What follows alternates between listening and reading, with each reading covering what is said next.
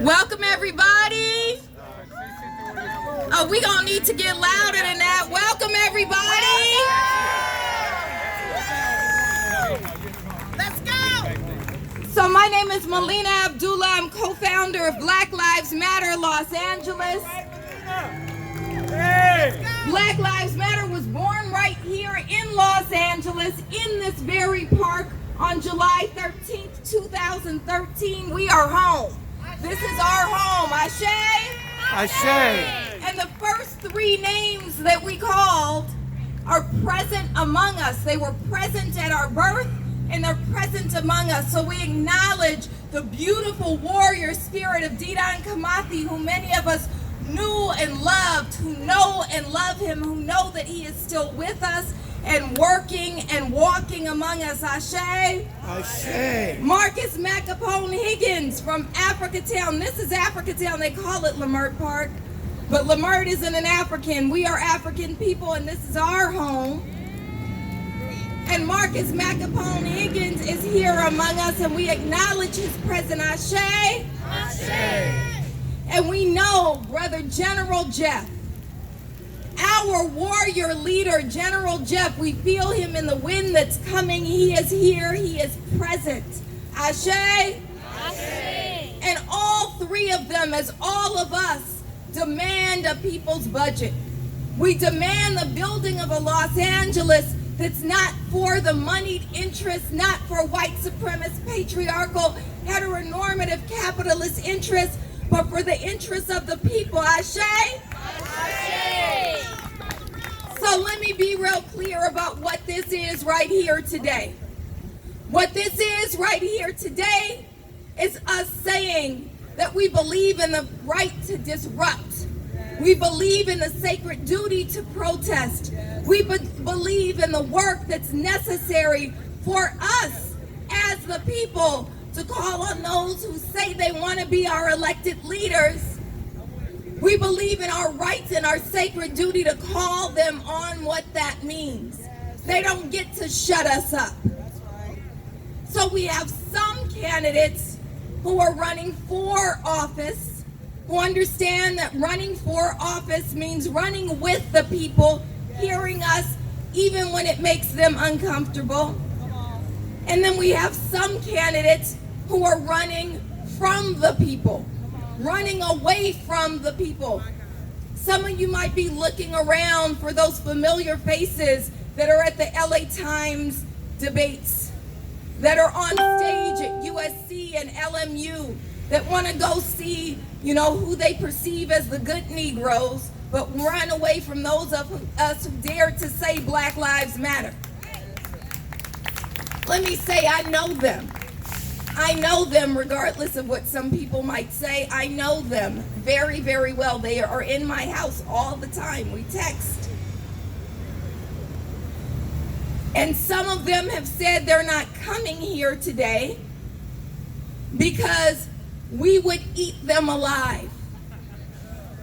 We would eat them alive is what one of them said to me. We would eat them alive. You know why he said we would eat them alive? Because he calls the police on unhoused people rather than calling for housing for unhoused people. Shame. Shame. There are others who said, oh, I don't know, we never got an invitation from you until I sent them, I won't say what gender, sent them the text thread and the email thread that showed that they were invited a month and a half ago. And then said, oh, it must have gotten lost. Well, you know why that person is running from the people? Because despite being a community organizer, they are calling for increased funding for LAPD that continues to gobble up resources that we need to house our people, to feed our people, to provide health care for our people. And so they're running away from the people because we say this is what we demand. Let me say, whether you agree or disagree with what the people demand, you owe us to hear us out. And if you want to claim to represent us, you better take what we say is important into office. And we say what's important is institutions of care, not policing, not jails, not prisons. We say that we need you to invest in a 10th city council district, in an 8th city council district, in a 15th city council district. We need you to invest in Black Los Angeles, not succumb to the interests of real estate developers. And so what this is here today is this is the People's Budget LA Forum. This is where the people have said, more than 25,000 people have said, we want to invest in the things that actually make communities safe. Let me be real clear, and I didn't mean to talk this long, but I'm a mama. That's right. I'm a mama. I have 3 kids. I'm a single mama of 3 kids. I'm a single mama of 3 kids.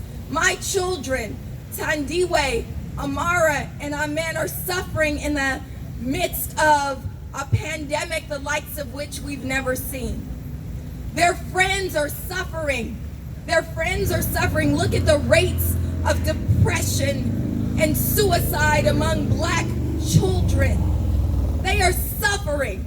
How dare these who are jockeying for seats, how dare they ignore the suffering of Black children? How dare they put money, $639.5 million, Kenneth Mejia will remind us, how dare they steal that money away from the things that we need and give it to LAPD? How dare they? Shame on them. And we're here to say, as we've said in this park all of my time, and I moved to Los Angeles when I was 21 years old. All of my time in Los Angeles, Africatown has been the hub and cultural and political center of Black Los Angeles. And in this park, since I've lived here, and I first lived right down on this next block, right? We have said power to the people. All power to the people. All power to the people. All power to the people. All power to the people. And that's a truism. They might think that they have power because they're front runners for seats. But we have the power.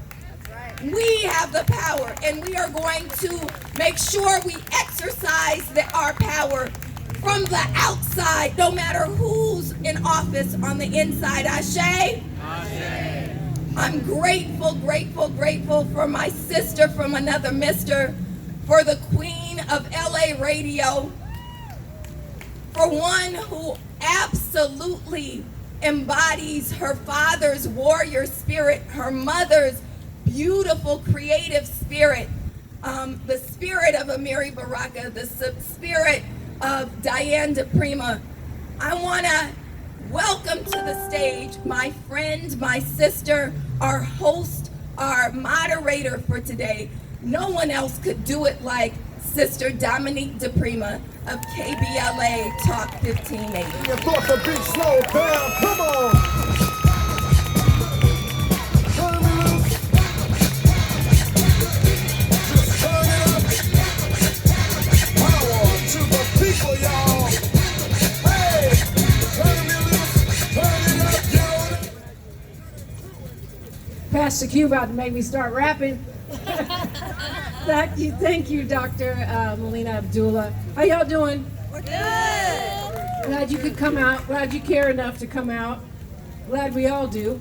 For those of you who ever have heard me on the radio, I'm on KBLA Talk 1580. If you don't have the app, it would be very helpful to us if you would type in KBLA 1580 and download it. We're the first Black-owned talk radio station west of the Mississippi. And we are countering the narrative that the thousands of other conservative stations, white-owned stations, pump out day in, day out, especially in LA, you know, where they like to create their own impression about who candidates are, what election issues are. And then we hear people repeating talking points that somehow filtered down from some far right-wing group, not even knowing where it came from. and undermining our own best interest. Happy to be here. Happy to be moderating this. But if you've ever heard me on the radio, you know I can rush a person, right? I keeps it moving. I keep you all on time. Well, here's the thing. We are already quite a bit behind schedule, so we're going to ask that you give very deep, meaningful, transparent, and also very brief answers. Okay? We're going to take questions from you. I'm going to shoot some questions forth from me, but of course they're also from the people's budget, not me, just not the I alone can do it me, the we me. And we're going to keep it moving. And if you go long, I'm going to pretend you're on the radio and try to turn your mic down. You ready, Pastor Q? You can turn it up, turn it down. Look, I do want to hear, we want to hear from all, but we also want to keep it moving so all have a chance to speak. They come to pick up this equipment. We got a hard stop at 6, so we're going to get it done, all right? Okay. Let's give some love to Pastor Q right now. Yes, indeed.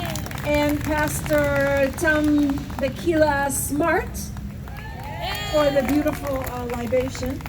And love to Billion and the Africatown Coalition for keeping this thing tight and right as well.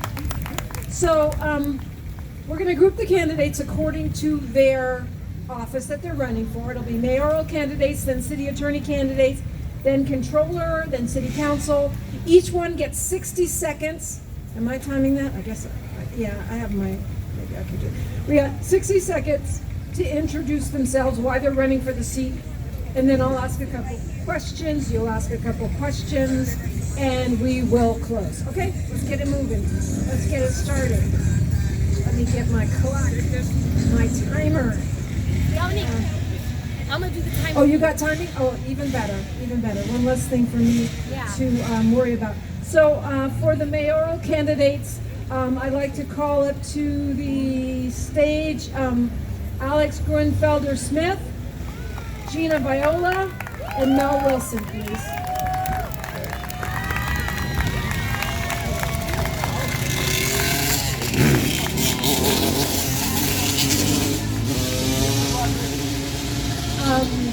Dr. Abdullah.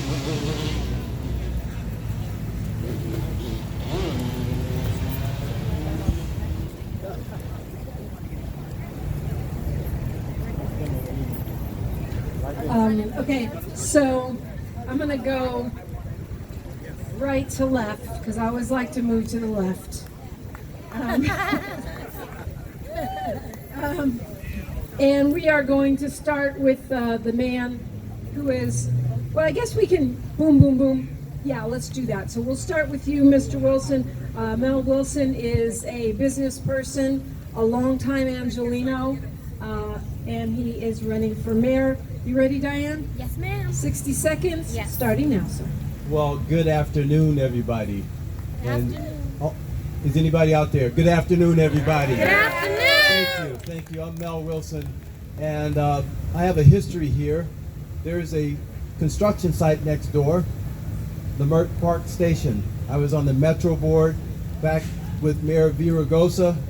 We didn't have enough money to build this station. I fought hard to get that station built, so you should be able to ride in it soon. I'm a CSUN business grad, All-American football player, NFL, and I was raised in the valley in Pacoima by a single mother and a single grandmother.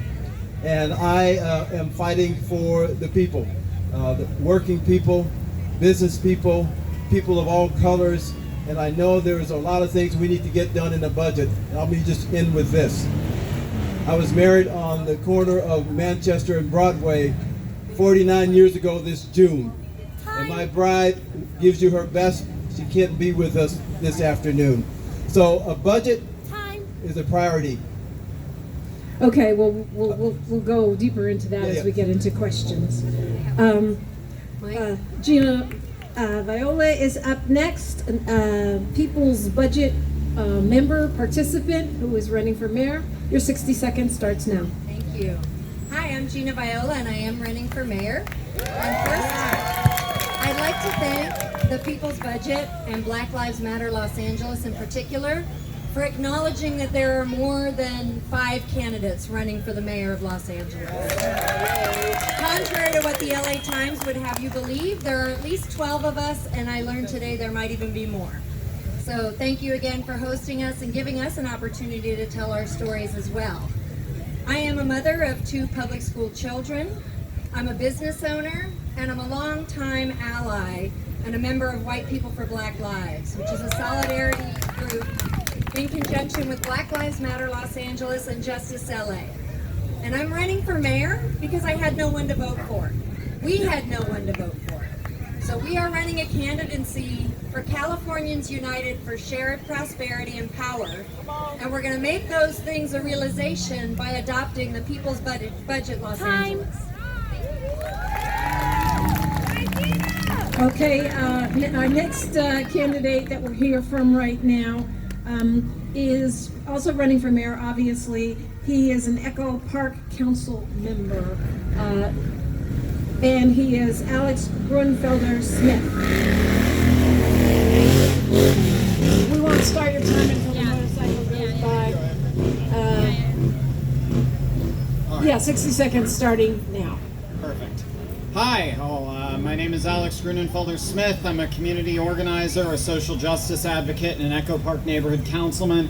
And I'm running for mayor of Los Angeles because it's time that one of the cities in America that is thought of as being our most progressive actually has progressive leadership.